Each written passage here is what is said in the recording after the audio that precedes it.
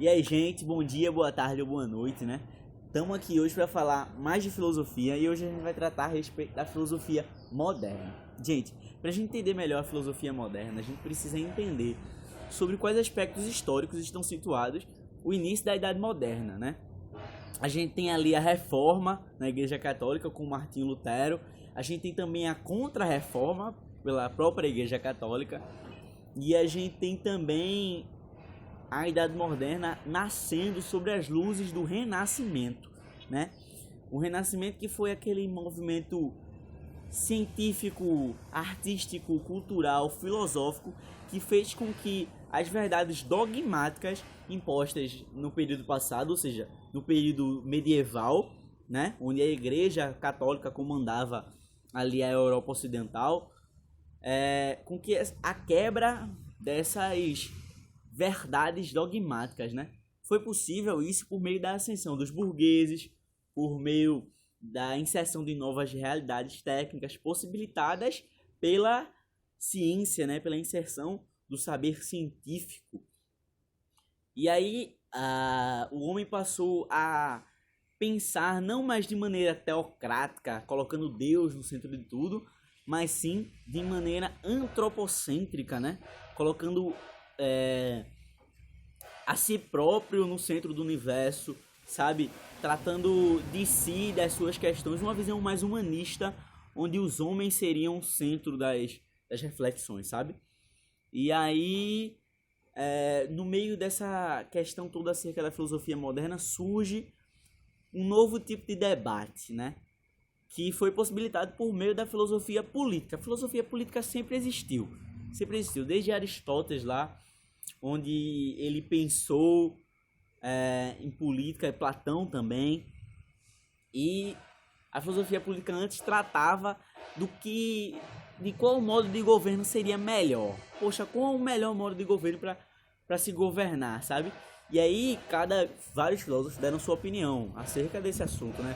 Platão disse que a sofocracia seria melhor, ou seja, o governo dos sábios, enquanto Aristóteles disse que uma forma de governo pautada na justiça e na equidade, né? Enquanto Atenas tinha sua própria democracia e por aí vai, né? Já na Idade Moderna, essa pergunta ela foi reconfigurada, né? Repensada e transformada na seguinte questão: o que confere legitimidade ao rei, né? Na verdade é o governante. O que confere legitimidade ao governante? Como é que a gente vai se enxergar? Como é que esse governante vai ser legítimo, né? E aí, dois teóricos lá no século XV, que é o Jean Bodin e o Jacques Rousseau, eles pensaram numa coisa chamada teoria divina do rei.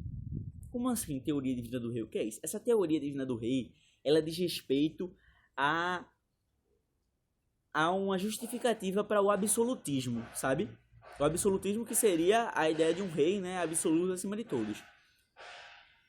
Essa questão, teoria divina do rei, ela explica que Deus, o próprio Deus, né, enxergou um homem em terra, né, e conferiu a ele o poder e a legitimidade para governar todos os outros. Ou seja, o rei seria a imagem de Deus na terra, entende? Foi essa teoria criada por eles dois. E outra teoria também, muito importante, mas a gente não vai tratar dela agora, certo? A gente vai tratar depois. Enfim. E aí, pra gente começar a falar sobre esses teóricos da modernidade, da Idade Moderna, o primeiro e um dos mais importantes de todos seria Nicolau Maquiavel. Maquiavel, que é um cara conhecidíssimo, a gente tem hoje, inclusive, adjetivos que derivam do nome dele, né? Que seria maquiavélico. Maquiavélico é aquela pessoa que está sempre pensando nos fins, está sempre tramando alguma coisa, né? Dá uma ideia de trama, né? Essa ideia de maquiavélico. Para quem não sabe, Maquiavel também era considerado o diabo na Inglaterra, né? Maquiavel, ele é italiano, né? Mas para as pessoas da Inglaterra, para a rainha da Inglaterra naquela época, para a corte inglesa, Maquiavel era literalmente o diabo, né? Porque a Inglaterra sempre teve um auxílio muito grande da igreja. A igreja sempre trabalhou ali ao lado da Inglaterra, Depois houve aquela cisão toda, né? Mas enfim, isso não vem ao caso agora. E aí Maquiavel ele foi o primeiro dos cientistas políticos. Ele fundou a ciência política. E ele pensou a política real, sabe? A política tal qual ela é, não como deveria ser. O que a gente chama isso é realismo político, sabe?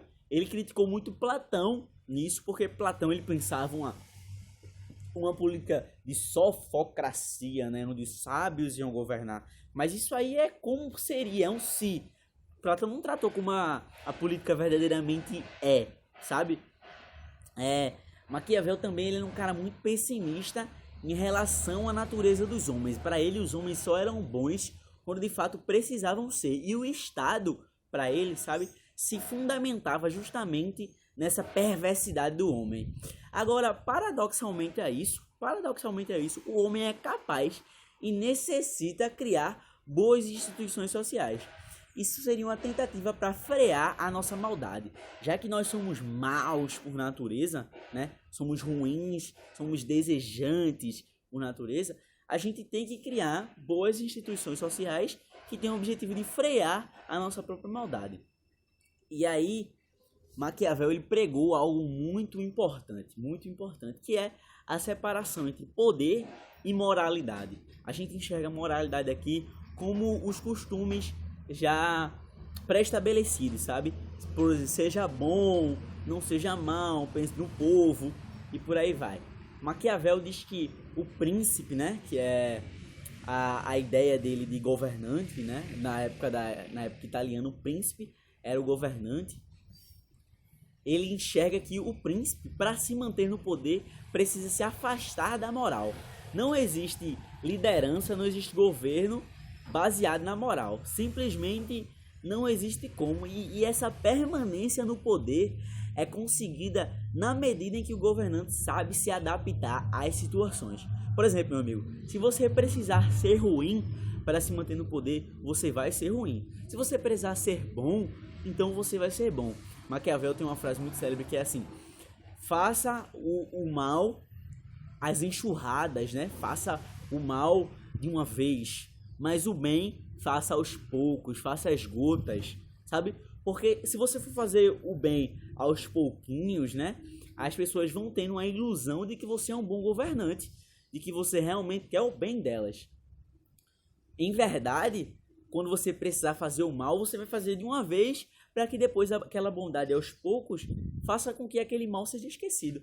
Ou seja, você vai precisar ser mal e você vai precisar ser bom.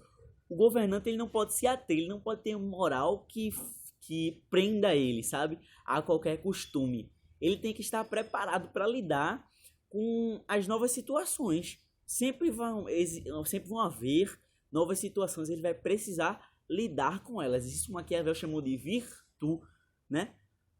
E justamente para isso ele precisa ter princípios, na verdade ele não pode ter princípios rígidos que prendam ele, né?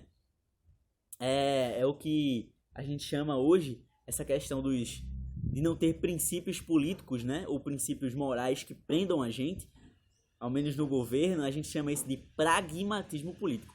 Seria prática política, praxis política, né? Você agir numa política prática, né? E aí Maquiavel ele pensou naquela ideia da deusa da fortuna, sabe? A própria deusa fortuna. Imagine hoje uma roleta, a roleta da fortuna, sabe? Seria fundamental para manter a ordem e estabilidade do governo. Lembra que eu disse que para você ser um bom governante, você teria que estar preparado para se adaptar com o que vem por aí? Ou seja, Maquiavel usa essa metáfora da fortuna para mostrar que, vez ou outra, o governante pode estar tanto embaixo, ou seja, com a má sorte, ou em cima com a sorte.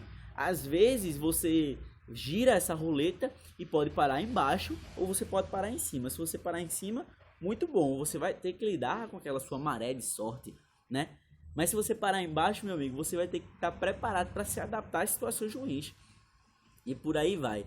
Lembrando que Maquiavel, ele não é absolutista. Maquiavel não é absolutista, Maquiavel é republicano. Ele acredita que a discordância é o motor para boas leis, sabe? Num caráter absolutista de governo, o rei é aquele a quem confere o ponto final, porque o rei de certo é dito. Já numa república, né, as várias opiniões, vários pontos de vista ainda contam. As singularidades contam para formar uma boa pluralidade, e no meio dessa pluralidade as discussões vão levar ao surgimento de boas leis.